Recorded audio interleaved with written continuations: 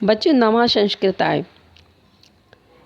आप सभी का मेरे संस्कृत चैनल पर स्वागत है। तो चलिए हम स्टार्ट करते हैं। 10वां पाठ जटायु शौर्य वर्णन, जो संस्कृत के पाठ कक्षा 9वीं से लिया गया है। तो चलिए हम स्टार्ट करते हैं। सा तदा करुणावाचो विलपन्ति सुदुःखितः। सा तदा करुणावाचो विलपन्ति सुदुःखिता। वनस्पतिगतं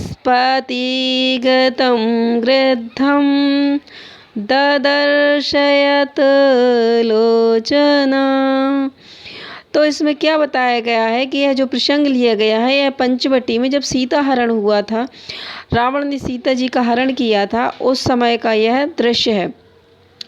तो जब सीता जी को यह अपहरण करके ले जाते हुए क्रम में सीता जी बहुत विलाप करती हुई आकाश मार्ग से जा रही थी, तब उस समय का यह दृष्टांत है। तो चलिए सुनिए क्या कह रहे हैं।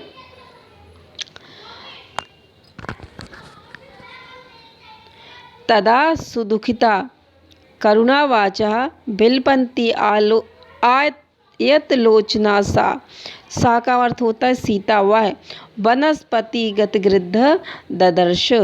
तो इसका जो सरल भाषा में इसका हम अर्थ देख लेते हैं। तब अत्यंत दुखी करुण आवाज में विलाप करती हुई, अत्यंत दुखी, बहुत ज़्यादा दुखी है ना, और करुण स्वर में आवाज़ करती हुई विशाल नेत्रों वाली कौन? सीता। उसने वृक्ष पर बैठे हुए गिद्धराज जटायु को देखा। यह इसका अर्थ है। चलिए नेक्स्ट देख लेते हैं। जटायु पश्य मामार्ष्य हृण्यमाणां नाथवत् अनेन राक्षसेन्द्रेण करुणं पापकर्मणा। तो इसमें क्या है? जटायु मतलब जटायु, ठीक है, एक पक्षी, गिद्ध। पश्य देखा, ठीक है। हे माणा मनाथवत मतलब ले जाते हुए, अपहरण करते हुए। अनेन मतलब अनेक, राक्षसों के राजा, ठीक है। पाप कर्मणा पाप कर्म। तो देखिए इसका अन्वय देख लेते हैं। हे आर्य, जटायु अनेन पाप कर्मणा राक्षसेन्द्र अनाथवत हृण्यमाणां मा करुणम पश्य। तो उसने इसका जो सारा अर्थ है वह है, हे आर्य जटायु। जब वह रोती हुई आर्य जटायु को देखती है तो वह जटायु से क्या बोलती है कि हे आर्य जटायु, इस पापी राक्षसों के राजा रावण के द्वारा अनाथ के समान अपहरण की जाती हुई मुझ बेचारी सीता को देखो। तो राक्षसेंद्र, राक्षसों के राजा कौन? रावण, ठीक है। तो यह आप लोगों को समझ में आ गया होगा। चलिए आगे देख लेते हैं हम। नेक्स्ट है तीसरा।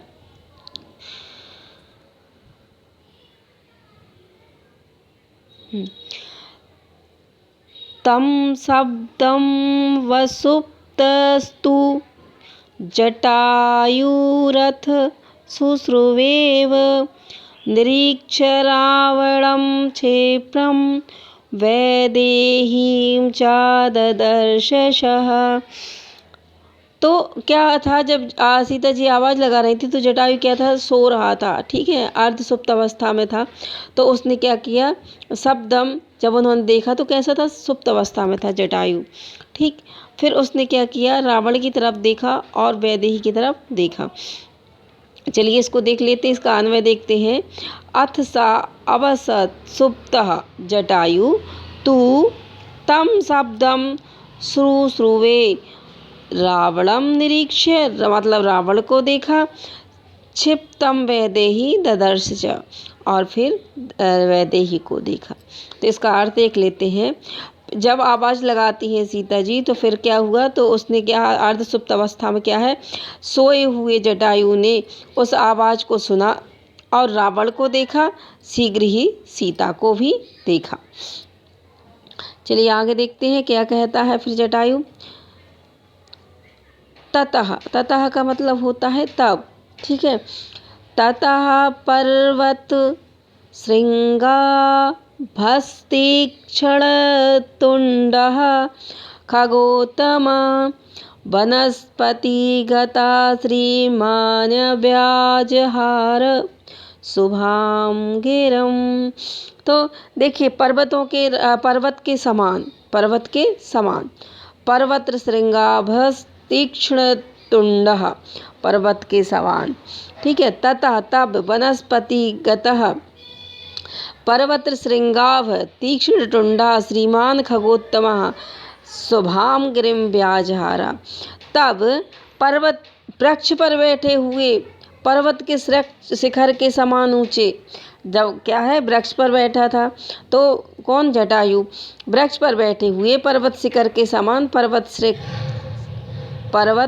श्रृंगाभस्तीक्ष्ण तुंड, पर्वत के समान, पर्वत श्रृंगाभ पर्वत के समान, पर्वत के शिखर के समान ऊंचे, तेज चोंच वाले, तीक्ष्ण तुंडा तेज चोंच वाले, पक्षियों में श्रीमान खगोत्तम, पक्षियों में श्रेष्ठ श्रीमान जटायु ने शुभ वचन कहे, शुभाम गिरिम शुभ वचन कहे।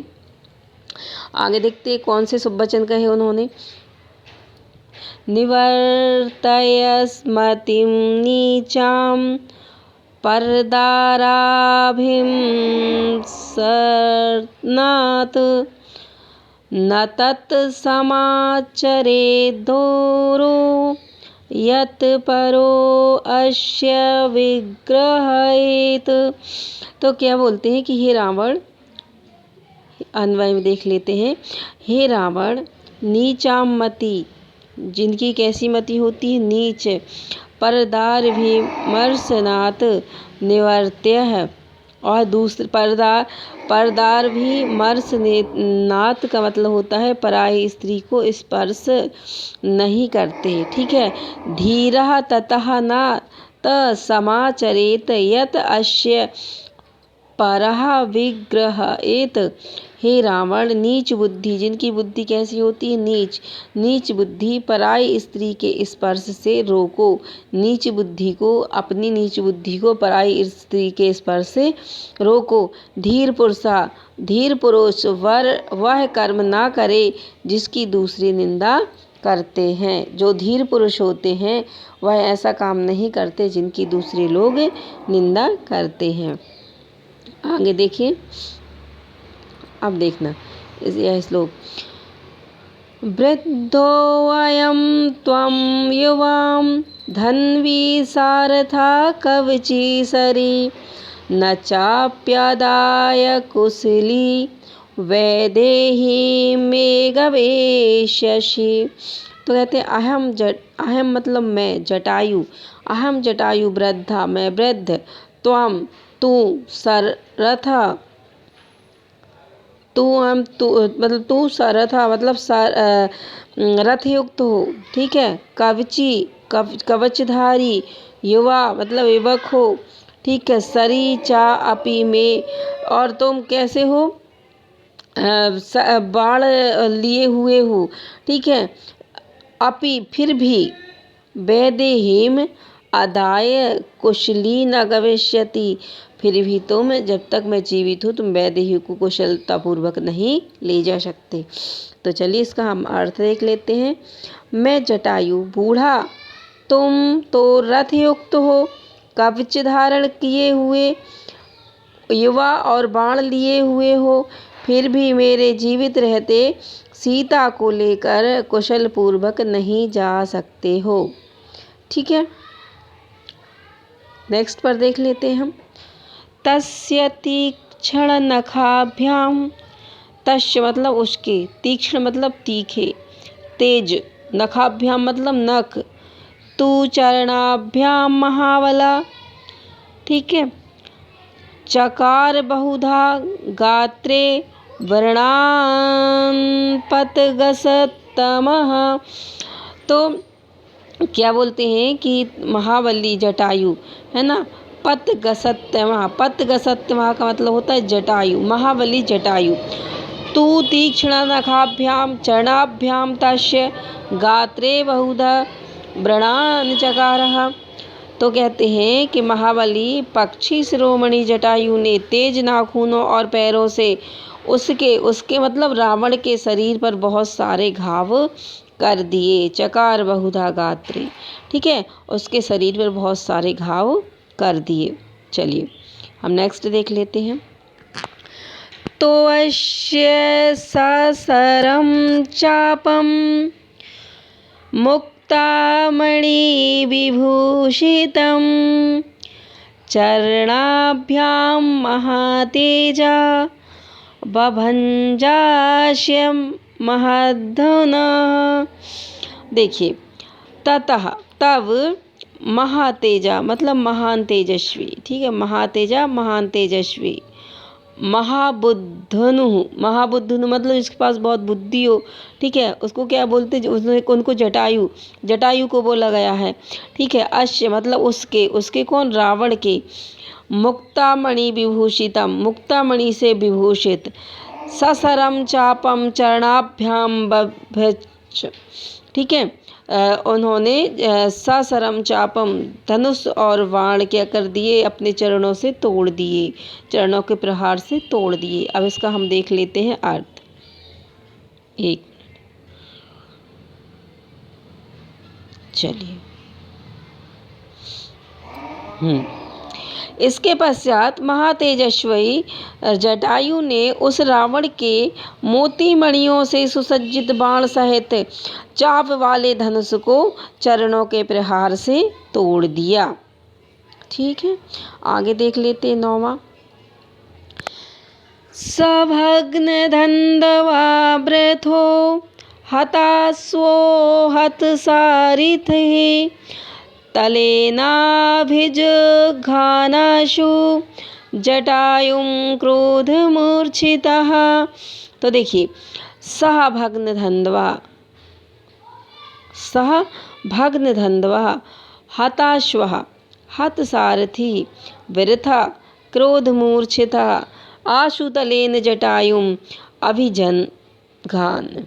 ठीक, तो देखिए उस टूटे हुए धनुष वाले, उस टूटे हुए धनुष वाले, मारे गए घोड़ों वाले, मारे हुए सारथियों वाले, रथ से विहीन, क्रोध से भरे हुए रावण ने शीघ्रता से तलवार से जटायु पर प्रहार कर दिया, शीघ्रता से तलवार से जटायु पर प्रहार कर दिया। चलिए आगे देख लेते हैं हम।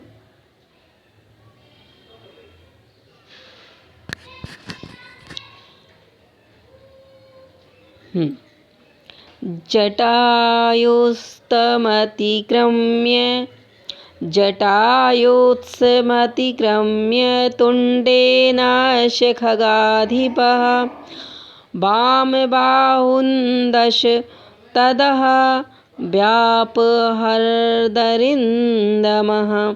देखिए अरिन्दमः, अरिन्दम मतलब होता है शत्रुओं को नाश करने वाले। ठीक, तो अरिन्दमः खगापति जटायु, शत्रुओं को नाश करने वाले, नष्ट करने वाले जटायु पक्षी। तम अतिक्रम में अश्य 10 वाम बाहून व्यापहरत, शत्रुओं को नष्ट करने वाले पक्षियों के राजा जटायु ने उस वार को बचाकर रावण की 10 भुजाओं को क्या कर दिया, उखाड़ दिया। चलिए, यह जो हमारा अनुवाद थे, अर्थ थे, हमने आप लोगों को बता दिए। अब हम करते हैं प्रश्नोत्तर। तो चलिए एक पदेन प्रश्नोत्तर पर आते हैं। एक पदेन उत्तरम लिखत। आयात लोचना का अस्ति, क्या देखा सीता ने। ठीक है, तो किसने देखा, आयात लोचना का मतलब किसने, किसने देखा, तो देखा सीता ने। सा कम ददर्श गृद्धम, क्या देखा उन्होंने, गृद्ध मतलब गिद्ध को देखा। खगोत्तमा की दृशीम गिरिम ब्याजहार, ठीक है, खगोत्तमा की दृशीम गिरिम ब्याज हार, तो उन्होंने क्या कैसे दिखे वो, शुभाम, शुभ बात करते हुए, ठीक है, शुभाम। जटायु काभ्याम रावणस्य गात्रे व्रणम चकारः, जटायु काभ्याम किसके द्वारा, रावण के, है ना, गात्रे व्रणम चकारा, किसके द्वारा उनको घायल किया। तो उन्होंने तीक्ष्ण नखाभ्याम और चरणाभ्याम, तीक्ष्ण नखाभ्याम चरणाभ्याम, ठीक है। अरिंदम खगाधिपति कति बाहून व्यापहरत, अरिंदम शत्रु को नाश करने वाले जो खगाधिपति हैं, कति मतलब किस, बाहून व्यापहरत, तो कितने उनके बाहों को किया, तो 10, ठीक है, 10 भुजाओं को उन्होंने उखाड़ा। चलिए नेक्स्ट पर हम आते हैं। जटायो पश्य इति का वदति, जटायो पश्यति का वदति, इसका आंसर है जटायो पश्यति सीता वदति। जटायु को देखकर किसने बोला, सीता ने, ठीक। जटायु रावणम किम कथयति, जटायु जो है वह रावण से क्या कह रहा है, तो जटायु रावणम कथयति, एक मिनट, जटायु रावणम कथयति यत नीचम मतिम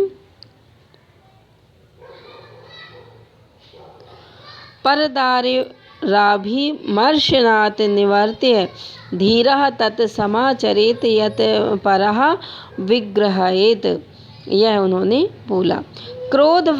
क्रोधवशात् रावणः किम कर्तुम उद्यतः अभवत्, क्रोधवश में रावण ने क्या किया, तो क्या किया रावण ने, क्रोधवशात् रावणः तलेन जटायु हन्तुम उद्यता अभवत्, तलेन जटायु हन्तुम उद्यतः अभवत्, उन्होंने क्या किया, तलवार निकाल के जटायु के ऊपर प्रहार किया।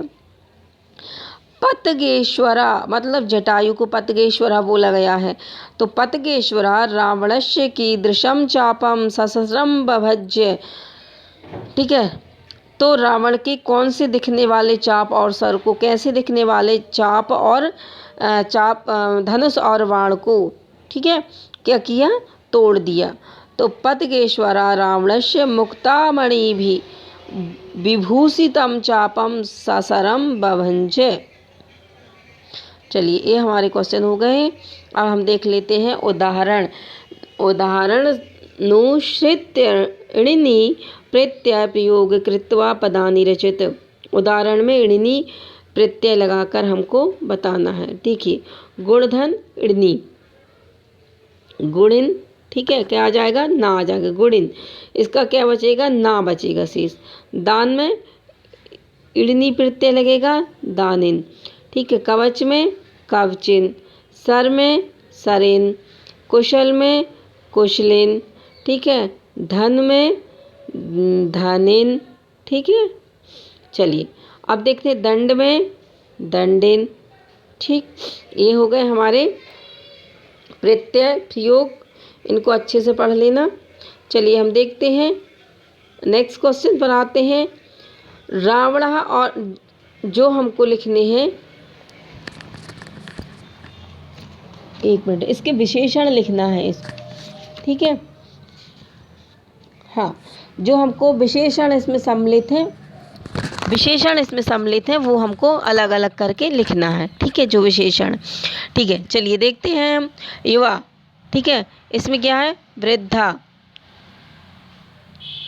एक मिनट, वृद्धा है ना, ससरः महाबला, ठीक है।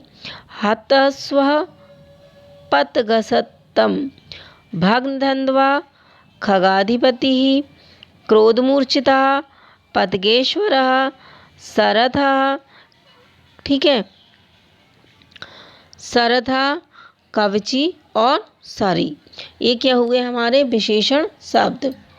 चलिए हम आगे बढ़ते हैं। क्वेश्चन नंबर 4, इसको हमें मैचिंग करनी है, मैच द कॉलम, ठीक है। तो देखिए स्तंभे के लिखिता नाम पदा नाम पर्यायः खा स्तंभे लिखित तान यथा समक्षम योज्यत, तो इसके आगे जो पर्याय का मतलब होता है एक जैसे, ठीक है, एक सा नाम। चलिए देख लेते हैं इसको भी। कवची का क्या पर्याय है, कवचधारी, ठीक है। आशु का क्या अर्थ होता है, शीघ्रम। विरथ का अर्थ होता है रथहीन। पपात, पपात का क्या होता है? अपतत। भूवि, भूवि मतलब होती पृथ्वी, पृथिव्याम, ठीक है। पत गसत्तमः, पत गसत्तमः का अर्थ तो क्या होता है? पक्षियों में श्रेष्ठ, पक्षियों में श्रेष्ठ। तो चलिए ये हो गए हमारे मैच द कॉलम। अब हम आते हैं, जो हमको शब्द दिए गए हैं उनके हमें विलोम लिखना है, ठीक है। तो देख लेते हैं, हम विलोम शब्द भी देख लेते हैं। तो एक तरफ पद लिखे, दूसरी तरफ विलोम लिखे हुए हैं। चलिए देख लेते हैं। बिलपंती, बिलपंती मतलब रोती हुई, विलाप करती हुई, ठीक है। तो हसंती मतलब हंसती हुई। आर्य, आर्य क्या होता है? अनार्य, आर्य मतलब होता है श्रेष्ठ, ठीक है। आर्य का अनार्य। राक्षसेंद्र, राक्षसों के राजा, तो उल्टा होगा देवेंद्र, देवता के राजा। पाप कर्मणा, पाप कर्म करने वाले। पुण्य कर्मणा, पुण्य कर्म करने वाले। क्षिप्रम और मंदम, क्षिप्रम मतलब शीघ्र, मंदम मतलब धीमा। विग्रह, विग्रह, विग्रहेत, प्रशंसित, ठीक है। विग्रहेत मतलब जो निंदा करते हैं। प्रशंसित प्रशंसा करने वाले। वृद्धा, युवा। वामेन, दक्षिणेन। अतिक्रम्य, अनतिक्रम्य, ठीक है। ये हो गए हमारे विलोम शब्द। चलिए हम आते हैं लास्ट क्वेश्चन पर। क्वेश्चन, अधोलिखितानि विशेष पदानि प्रयुज्य संस्कृत वाक्यानि रचत। तो जो आप लोगों को विशेष पद दिए गए हैं इनका क्या करना है? संस्कृत में प्रयोग करना है और वाक्य रचना करनी है। तो देखिए, जटायु, शुभाम का, ठीक है, शुभाम शुभ, ठीक है। जटायु शुभाम गिरिम रावणम अवदत, मतलब जटायु क्या किया? शुभ वचन बोला, ठीक। खगाधिपति, खगाधिपति मतलब राज, खगों के राजा जटायु, तो जटायु खगाधिपति आसीत। जटायु जो थे खगों के राजा थे, ठीक। वामेन, ठीक है, वामेन मतलब वाम, बाया। रमेश वामेन हस्तेन लिखित, रमेश बाएं हाथ से लिखता है। हत सारिथा, हत मतलब क्या होता है? हत करना मतलब आहत करना, ठीक है। जैसे जटायु आक्रमणेन रावणा हत सारिथा अभवत, जटायु ने जटायु के आक्रमण से रावण के जो सारथी वो क्या हुए? हत हुए, आहत हुए। कवची, ठीक है, कवचधारी, तो रावण कवची आसीत, तो रावण कैसा था? कवचधारी था, ठीक। चलिए हम लास्ट क्वेश्चन और देख लेते हैं। ससम्मत पदम रचित, इसके जो पद जो दिए गए हैं इसको ससम्मत पद लिखना है, ठीक। इसके संबंधित में जैसे त्रयाणाम लोकानाम समाहारा, तो 3 लोकों का समूह, त्रिलोकी, त्रिलोकी बोलेंगे। अब देखिए, पंचनाम वटानाम समाहारा, तो पंचवटी, 5 वटों का समूह। सप्तनाम पदानाम समाहारा, सप्तपदी। अष्टानाम भुजानाम समाहारा, अष्टभुजी। चतुर्णाम भुजानाम समाहारा, चतुर्मुखी, ठीक। चलिए हम आगे बढ़ते हैं। हाँ, यहीं तक आप लोगों के क्वेश्चन थे। तो आप लोग बताइएगा, कमेंट्स कीजिएगा आप लोगों को कैसा लगा पढ़ाना, और फिर हम आप लोगों से नेक्स्ट पार्ट में मिलते हैं। और आप लोग बताइएगा कि आप लोगों को किस पर वीडियो चाहिए, तो हम उस पर आप लोगों को वीडियो बनाकर देंगे। चलिए तो मिलते हैं फिर बाद में आप लोगों से नेक्स्ट वीडियो पर। तब तक के लिए जय हिंद, जय भारत।